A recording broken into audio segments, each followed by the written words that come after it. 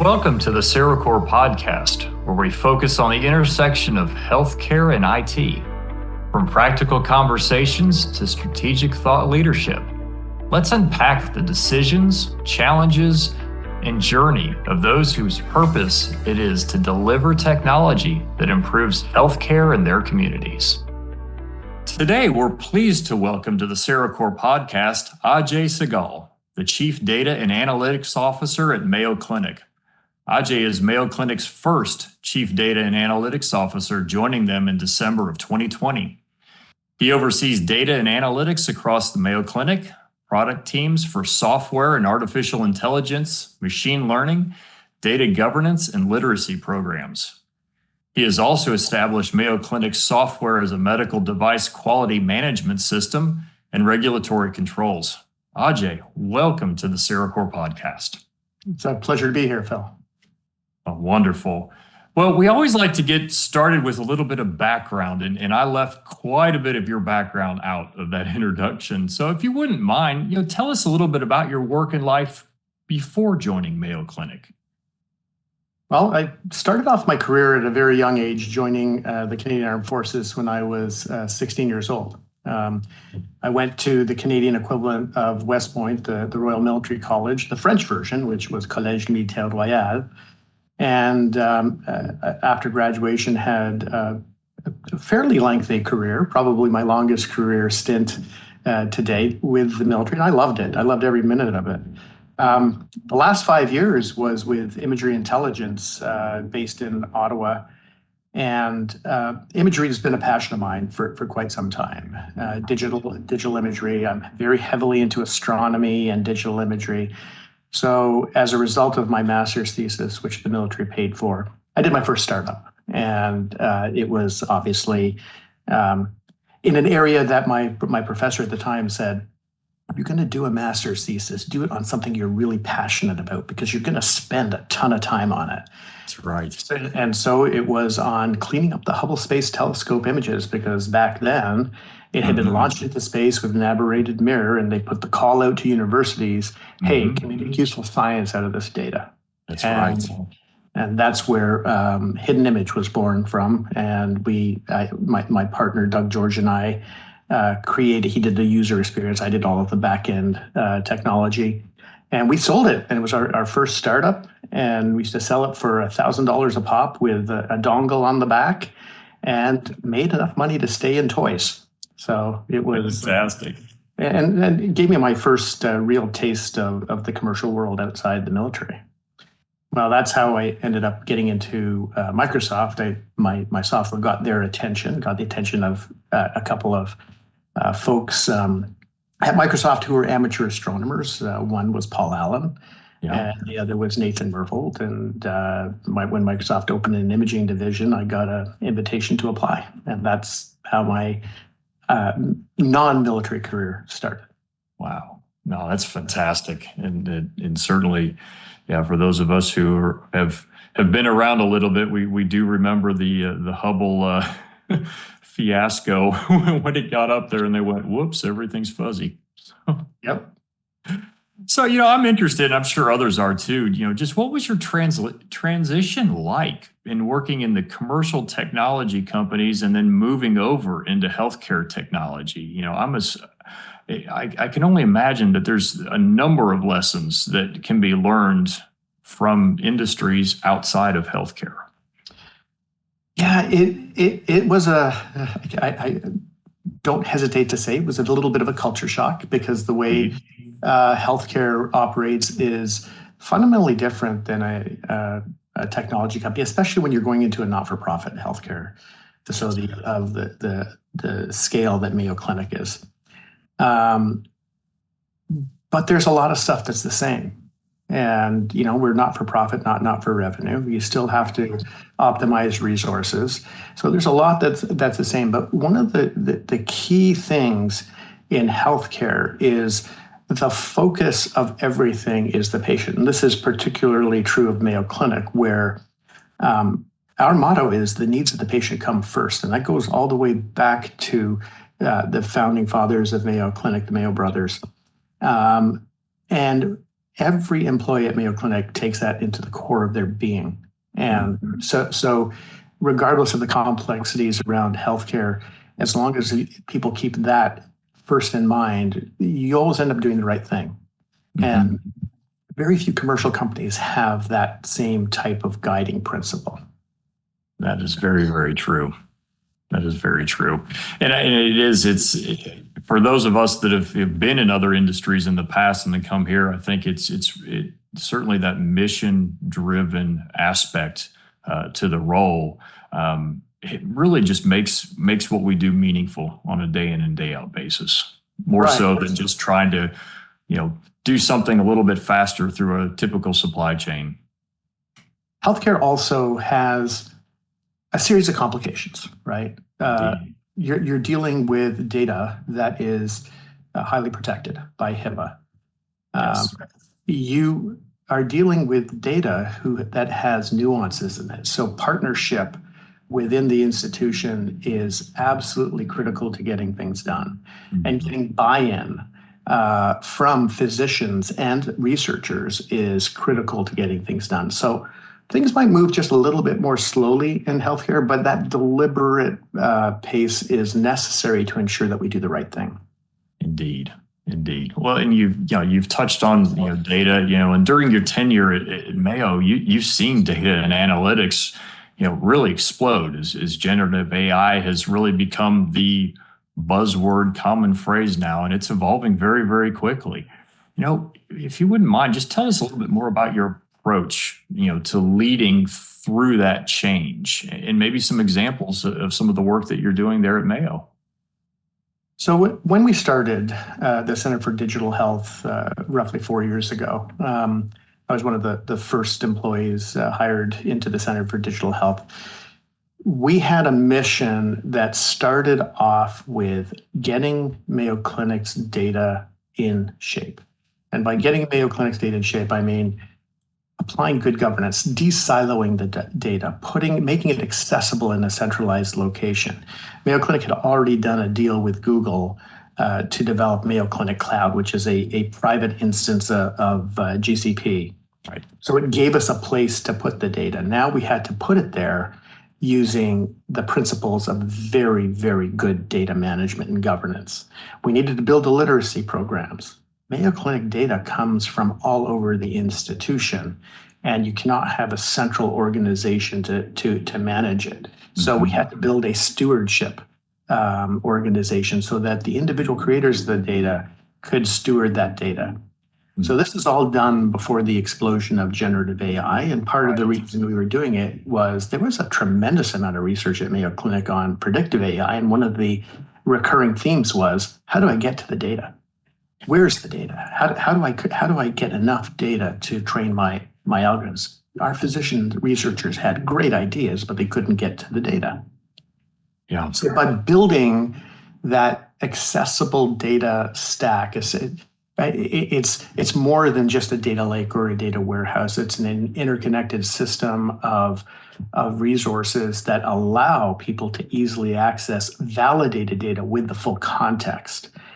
Right. So when generative AI hit about 18 months ago at scale out of Google, Microsoft, and OpenAI, we were super well positioned to take advantage of it because we had got our data house in order. And I love quoting Chris Ross, our CIO, who at one meeting was scratching his head and saying, I'd hate to think where we'd be now if we hadn't gotten our data house in order. And indeed, that was, it's people who don't have their data house in order and try to take advantage of generative AI are going to do it badly. It's I would go so far as to say it's impossible. Yeah. So no, that makes a lot of sense. And as you talk to the clinicians there at Mayo Clinic, they face all sorts of challenges. You mentioned physicians asking about the data. What are some of those issues that they're trying to solve with data and AI on a go-forward basis? So now that our data is readily available, there are a myriad of problems that are being tried to solve. So at last count, I think we had over 160 different AI algorithms within our software as a medical device pipeline being validated for whether or not they need FDA clearance or not, and if they do need FDA clearance to get all of the paperwork in order. Right. So the themes are very widespread, but they distill down to two main areas. One is, how do we improve healthcare for patients with serious and complex illness? And that's what Mayo Clinic's focus is. We focus on the illnesses that nobody else can solve. And the second area is supporting our workforce, because as we all know, there's a massive shortage of healthcare providers, not only in the United States, but globally. Yeah. And we are not going to be able to train up enough people to meet the demand of an aging population. So what we need to do is optimize the workforce that we have, and we call it relieving the administrative burden on physicians. Right. And there's a lot of focus in that area as well. For disease, early detection of disease is a way of both curing patients and delivering better healthcare, but also scaling our physicians. Because if you catch the disease early, you can actually treat it much cheaper. Right. And more efficiently with less physician intervention. And the ability to do that is all hidden within the data. And the new tools that we have today with generative AI are helping us to unlock some of that early detection of disease. A really good example of that is the detection of heart disease. And this was using a predictive analytics, predictive AI. Right. And our clinicians were able to discover a ripple in a regular 12-lead electrocardiogram, ECG, that was indicative of what is commonly known as a weak heart pump, or in medical terminology, left ventricular flow restriction. Mm-hmm. And this normally goes undetected in men, and we're not very good about going to the doctor. So how many of us have actually gone and had a stress echo or a cardiac CT? Yeah. Not many. And that's the only way to detect this prior to this algorithm. Well, usually the first symptom is you drop dead, and that doesn't help anybody. Well, they can now, in a routine 12-lead ECG, detect the ripple with high confidence and then refer that patient for further tests. Wow. Mayo Clinic is now taking that algorithm and partnering with a company called Anumana to make it commercially available to Philips, GE, and others to build into electrocardiogram machines. And that's a really good example of how medicine's getting advanced through data. That's fantastic. I recently came back from presenting at a conference in Morocco. Mm-hmm. And one of our physicians, who was Nigerian born, took the same algorithm and has adapted it for a single lead ECG, because it can now detect peripartum cardiomyopathy, which is super common in Nigerian women. It's a genetic trait that causes them to have massive heart attacks while pregnant or shortly after delivery. And that algorithm is now being built into a single lead ECG stethoscope by a company called ECO. And that can be distributed to NGOs. They can go out into villages, and we can actually take healthcare globally. Yes. All because we have our data house in order.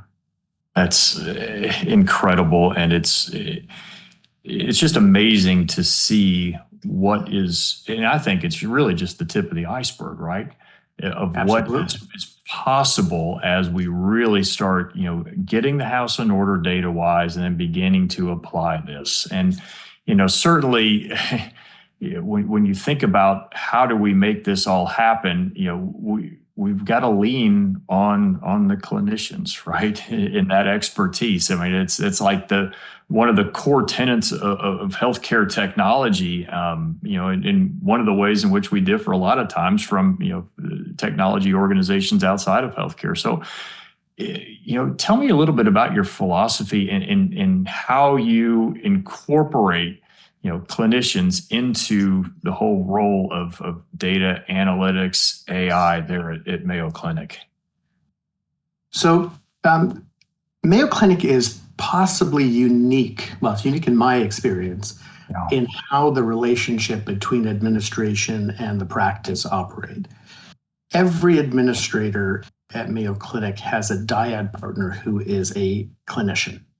My dyad partner, I have a few. I have two. One is Dr. DJ Kaur. He's a renowned anesthesiologist. And my second dyad partner is Dr. Ajai Forte, who is a hand surgeon in Florida. And both those gentlemen are intimately involved in everything that we do in data and analytics. We work everything together. And the benefit of this, especially to someone who's coming into Mayo Clinic from outside, from the technology world, is you get a perspective that you otherwise would not have, and you make better decisions. So our chief administrative officer is partnered with our CEO, who is a physician, and that ripples all the way down the administrative chain at Mayo Clinic. So we are a physician-run organization. We do not do anything without consulting our physicians. And by doing that, we maintain the focus on the patient. And, finances become somewhat of a secondary, important consideration, but more of a secondary consideration. And we can maintain focus on not only the needs of the patient, but also the needs of our clinical practitioners. Yeah, no, I think that's just absolutely fantastic and quite frankly critical in our space. Having that perspective, and not just in having mentor peers is certainly one thing, but at the same point, you've done a nice job of organizationally tying that together into the fabric of your being, and I think that really translates well into what you all are doing. So I appreciate you sharing that for sure. So as we, we'll get a little bit now into kind of like some of the advice that you have, right? So conversations, that healthcare leaders should be having, with across the continuum, whether it be IT operations, clinical, in order to prepare their organizations and guide their strategies to leverage data. What advice do you have there? Well, the effective use of data analytics to improve patient care and outcomes requires a multifaceted approach with healthcare leaders engaging in critical conversations, but across several key areas. Number one, there has to be a convergence of strategic goals. So you can't have just one organization within the institution saying, hey, this is what we want to do. You have to ensure that the strategy is shared across the organization. And that's difficult in an organization like Mayo Clinic, where we have three shields. We have a research shield, a practice shield, and an education shield. And then we have all of the shared services around that. And we try to build a consensus on the strategic direction amongst everyone. So sometimes, things take time. Data governance. I said at the beginning of the conversation, I'd hate to think where we'd be today if we didn't have our data house in order. Right. Getting data well-governed, well-stewarded, well-defined. And it's not only the data. You need to understand the workflow that went and created that data so that you have the full context of the data. That is critical to success with data and analytics. You can produce all the analytics you want, but as I think it was Theodore Roosevelt who said there are three kinds of lies: big lies, damned lies, and statistics, right? Exactly. And if someone can ask you, what does the data say? And my answer to that would be, what do you want it to say? We can make it say anything. But if you have well-governed data, you're going to get the right answer from the data. And it won't just say anything because you've got the full context. Indeed.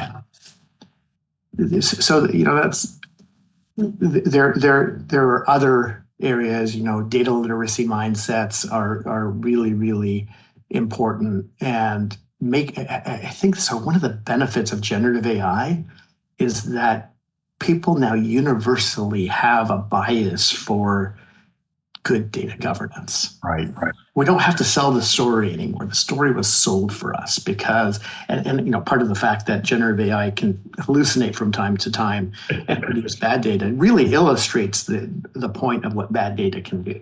Indeed. So So, data literacy and stewardship, et cetera, has become easier to sell. So let's sell it. Yep. No, indeed. And, I think certainly there's, you made mention of the fact that, yes, it's people are on board, but I would say that there's still a contingent of healthcare, whether it be in the community space or whatnot, that it might need some nudging, right? Might need someone to come in and almost prove out the value, right? Because there's a lot of tight margins right now throughout the industry, and have you ever had to prove out that? I don't really want to say business case per se, but the value of heading down this path with standardization of data governance and data analytics, and if so, what advice would you give for folks that are in that position? Absolutely true. If you do not tie the expenses that you are incurring for management of data, storage of data, utilization of data, you don't tie that to a business value outcome, you're not going to sell anybody on it. Right. It's just, and that value has to be measurable, and it might be short-term value, it might be long-term value, but being able to tell that value chain story is an essential skill set for any chief data and analytics officer or any data and analytics person. What's even better is if you can actually deliver that value and have someone else in the organization trumpet the value that you generated for them. And that's the approach that I try to take, is we want to deliver excellence for the people that we're delivering for, so that they stand up and say, I can't live without this. And this is why. It's saving me money. It's saving me time. And I can quantify that. And that's happened. And, one great example is in hospital optimization through throughput dashboards. We can now predict when a bed is going to become free within an ICU, so that we can schedule a surgery just in time, so that when that patient comes out of the OR, that bed is free. ICU beds sometimes limited surgical throughput. Well, if you can optimize that through data, you're actually generating revenue for the institution. So value creation is essential, and you need to be able to tie what you're doing to value creation. This is going to become even more important because operating the data with generative AI is expensive. Yes. And that those expenses need to be justified. Yep, agreed. And, I think I already kind of introduced the concept of, you've got those larger organizations that do have some capital to invest in these things, and you've got the smaller ones that have to be very, very mindful. And I think you made a point earlier about IT, leadership, operations, and clinicians all being on the same page together with this.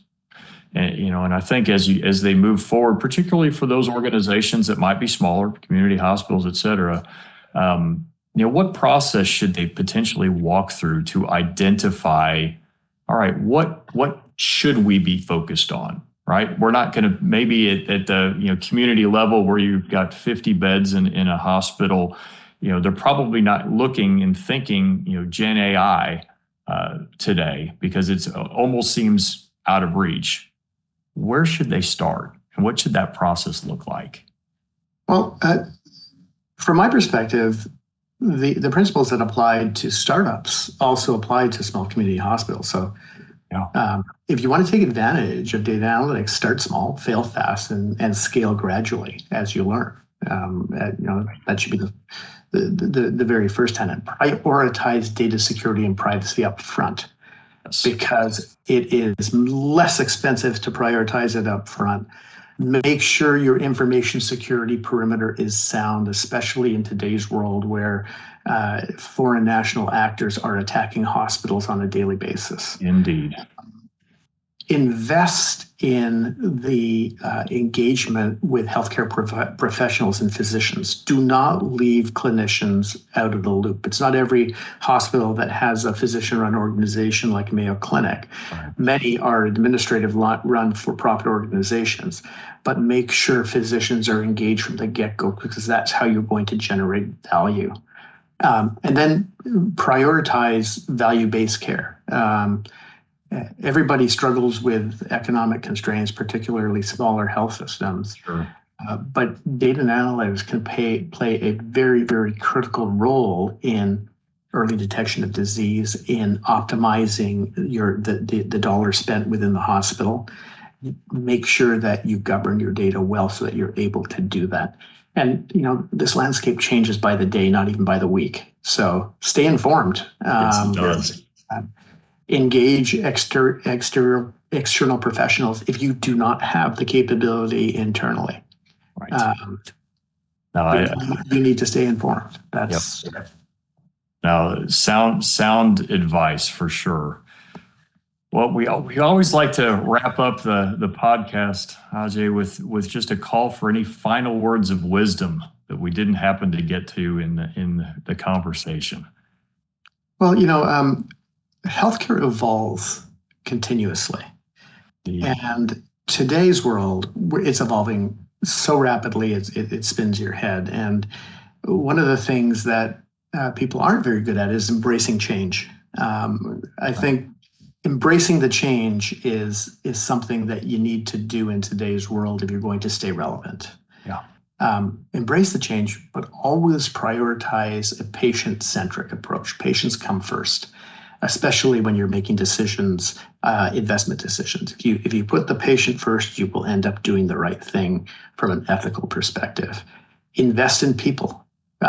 Technology is changing rapidly.